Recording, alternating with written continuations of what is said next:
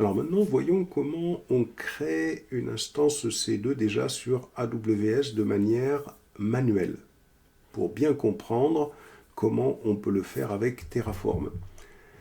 Alors, on va minimiser CloudForm ici, et là, je vais cliquer sur EC2. Et je vais venir cliquer sur EC2 à ce niveau-là. Voilà. Ici, je clique sur lancer une instance. Je viens ici, je vais l'appeler serveur web par exemple. Je descends. En termes d'amis, je vais choisir Ubuntu. Et je vais choisir la 24 ou la 22. Ça n'a pas d'importance. On descend. Plus bas. En termes de paire de clés, je vais sélectionner la paire de clés Vocare. Donc là, ce qu'il faut bien comprendre, c'est que il faut donner un nom au serveur. Il faut sélectionner une image, ami, donc on sélectionne celles qui sont possibles. L'ami qui a été sélectionné, elle a une ID, un identifiant, comme on peut le voir ici. Vous voyez, l'identifiant, il est là. Donc cet identifiant, je vous recommande de le récupérer. Faites un CTRL-C et placez-le dans un bloc-notes quelque part. Sauvegardez-le quelque part. Comme ça. Voilà. Ensuite, le type d'instance. On va choisir les instances autorisées, une T2 micro en l'occurrence, qui fait 1 gigaoctet de mémoire.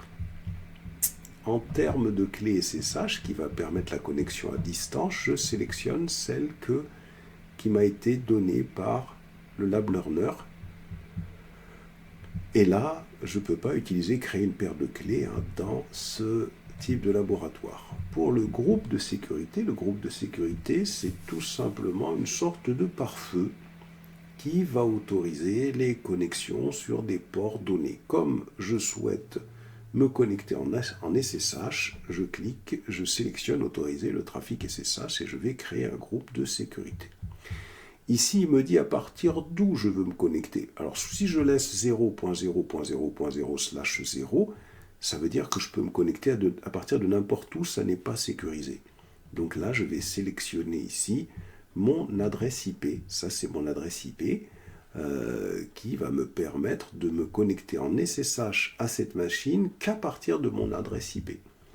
Concernant les autres informations, le stockage ou d'autres informations, je laisse tel quel, le nombre d'instances, une seule, et je clique sur « Lancer l'instance ».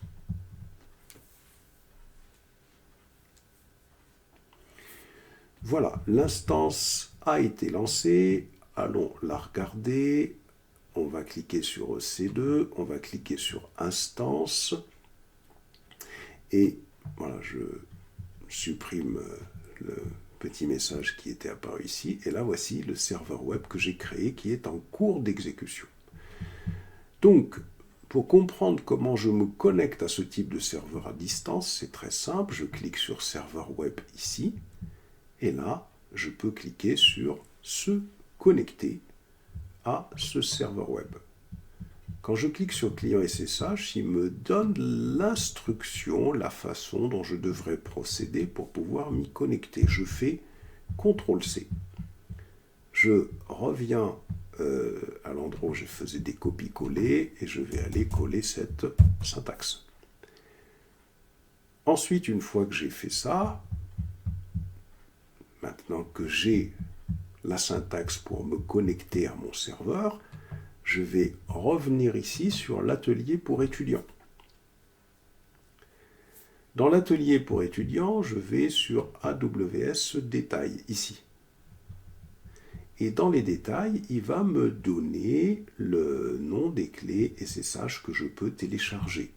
Alors je vais télécharger une clé SSH au format PEM pour pouvoir me connecter à partir de mon Linux. Je clique ici sur Download PEM. Voilà, j'ai downloadé la clé. Je reviens ici sur téléchargement pour voir où ma clé a été downloadée. La voilà, elle est là. Je vais faire un bouton droit dessus, je vais faire ouvrir avec, je fais bloc-notes, et là je vais sélectionner tout ce qu'il y a à l'intérieur, cette clé privée, et je vais aller sur ma machine Vagrant ou ma machine Linux. Voici ma machine Vagrant normalement qui est quelque part ici, il me semble. Là voilà. Je vais faire un... Là c'est complètement bloqué apparemment. Bien. Donc je vais là relancer cette machine Vagrant pour que je puisse travailler dessus. Là voilà, c'est parfait. Je vais faire un clear et je vais faire un mkdir. Je vais faire serveur par exemple. Je vais faire cd serveur. Je vais faire un nano. Alors je peux l'appeler comme je veux la clé. Je vais l'appeler clé.pem. Je peux lui donner le nom que je veux. Je valide. Et je vais coller entièrement la clé privée que j'ai récupérée à partir de mon lab. Je la sauvegarde. Vous pouvez faire un cat clé.pem pour vous assurer que vous avez bien mis quelque chose à l'intérieur de votre fichier. Et il faut donner des autorisations restreintes. Si vous faites ls-al, vous constatez que votre clé, elle est en RW. RW, c'est pas sécurisé. Il faut sécuriser ça. Donc, je vais faire un chmod 400 uniquement de la lecture pour le propriétaire clé.pem. Si vous faites un ls-al, vous constatez que votre clé, elle est en lecture seule. C'est sécurisé et si vous ne faites pas comme ça, eh bien AWS ne vous autorisera pas à vous connecter sur la machine distante. Ensuite, nous allons aller rechercher la commande pour nous connecter. On l'avait mise quelque part ici. Je ne sais plus où est-ce que je l'avais mis d'ailleurs. Tiens. Je pense que c'était dans ce fichier-là. Non. Voilà, c'est ici. Alors là, par contre, attention, il me semble qu'on s'est trompé. Bon, je vais appeler clé SCH. Bon, c'est pas grave. Je crois que je l'ai appelé clé... On va retourner pour voir comment on l'a appelé. Je l'ai appelé clé.pem. Voilà, donc je l'ai appelé clé.pem. Donc il faut changer ici clé.pem. Et donc je récupère SSH-i, ça va permettre de spécifier la clé. Ubuntu, c'est le nom d'utilisateur avec lequel je vais me connecter sur l'instance distante et je récupère son adresse DNS, je récupère toute la syntaxe qu'on a récupérée tout à l'heure. Je reviens sur ma machine Vagrant et je colle. Je fais un yes. Voilà, je suis sur la machine Ubuntu distante.